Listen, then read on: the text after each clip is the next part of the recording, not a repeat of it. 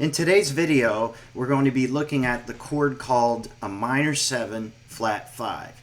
Now the minor 7 flat 5 chord is not as popular as maybe like a dominant 7 or maybe a minor 7, but it's definitely a chord that you will see from time to time in a pop song, even worship songs. You can find minor 7 flat 5s, and certainly anything that's jazz will have minor 7 flat 5.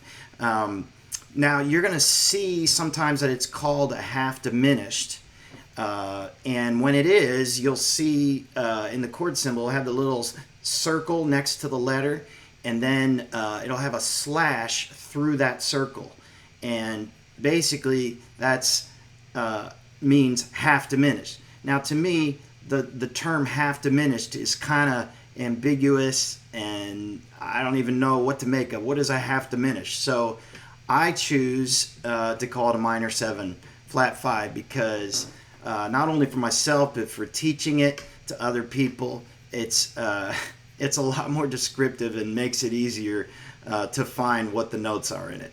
So let's get started today, and let's get started with a B diminished. Okay, so in a B diminished, you have B, D, and F.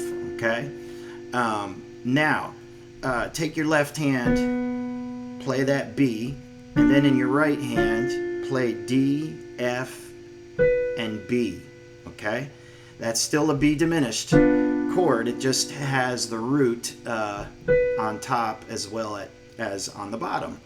Now take that top B and go down 2 half steps, so to F, to A sharp, and then to A. All right, so B, D, F, A. Those are the notes you should have.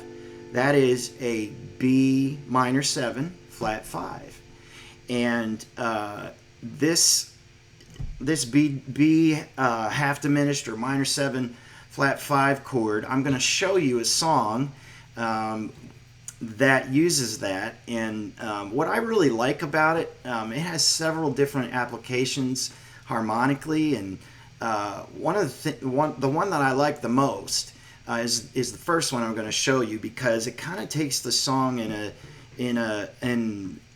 not an unusual direction, but just not one that you would have expected. And so I'm going to use the song Yesterday by the Beatles, and because it uses one right at the beginning, and I won't play the whole thing for the sake of time, but all right, I'll call out the chords here too, so you know what I'm doing. Okay, so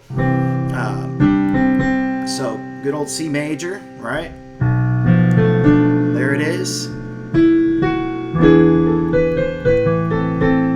Okay, let me show that to you again. This time I'll kind of give you a few of the notes and everything. So I'm starting off with C. All right, then the B minor 7 flat 5. I'm just playing a different inversion of it. All right, because really, root position, it would be B, D, F, A, just like we saw a little earlier in the video here. But I'm playing it as F, A, and D. All right, so there it is. So it takes me to an E7 and then to an A minor. Think about that. There's not many songs that you see in the key of C that all of a sudden, very quickly you're going to the key of A minor by way of an E7 chord. So again, there's that kind of like a little bit of a surprise.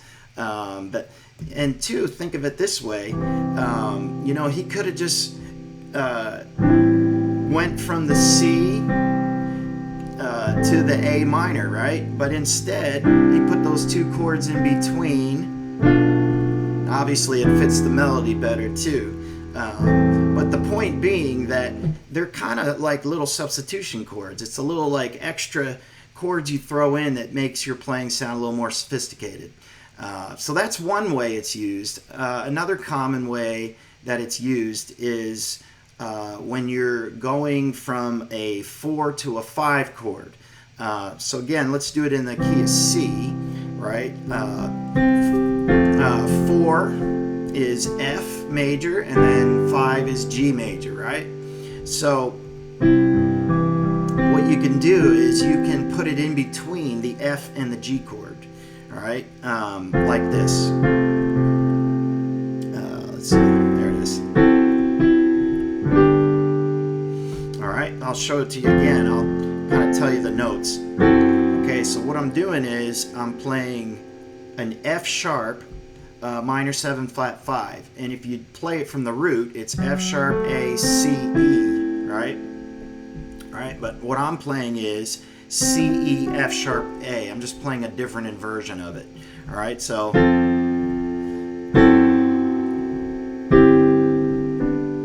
it just creates a little chromatic harmony. Again, it's something you can put in between the chords. You know, it just makes it sound a little more sophisticated and fuller too, harmonically. So I just want to encourage you to play around with that a little bit. And I have some other videos out as well talking about some other 7 chords, minor 7s, major 7, dominant 7, and encourage you to check those out as well. You can find them on my website at www.reynoldspiano.com. You can also find Reynolds Piano on YouTube, and you can see all of our tutorials and just some original music that I've written, and just encourage you to do that.